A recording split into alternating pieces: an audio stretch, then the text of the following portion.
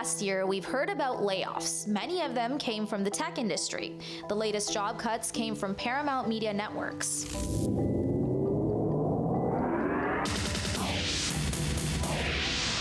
The division announced it's pulling the plug on MTV News as it slashes its U.S. workforce by 25%.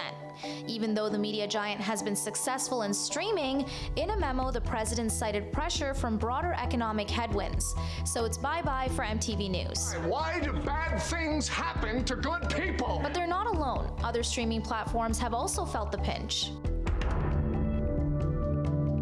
Netflix announced a handful of layoffs in the spring. May the force be with you. While Disney is cutting back in a few rounds, impacting roughly 7,000 employees.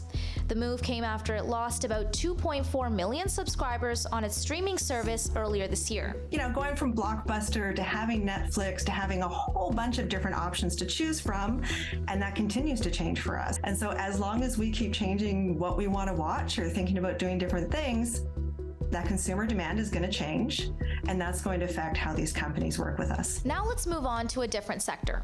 Shopify announced that it's laying off 20% of its workforce, impacting more than 2,000 workers in its second major round of layoffs in less than a year. The cuts are partly due to the multinational e-commerce company selling its logistics division. And here's one you definitely heard about. Amazon job cuts have risen to 27,000 this year, after one round in January and another in March.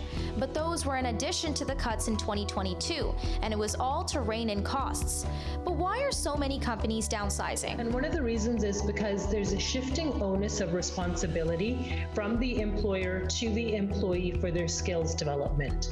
And rather than take the people who are working on profiles, Facebook profiles, and giving them, training and development and shifting them internally, they're saying we're going to get rid of this staff and now go out to the market and hire. Second reason, of course, is that there's a shift from traditional work to more of a gig economy. Social media platforms have been under the spotlight as well, like Twitter or Facebook's parent company Meta, which cut back thousands of jobs in 2022 and then again in 2023.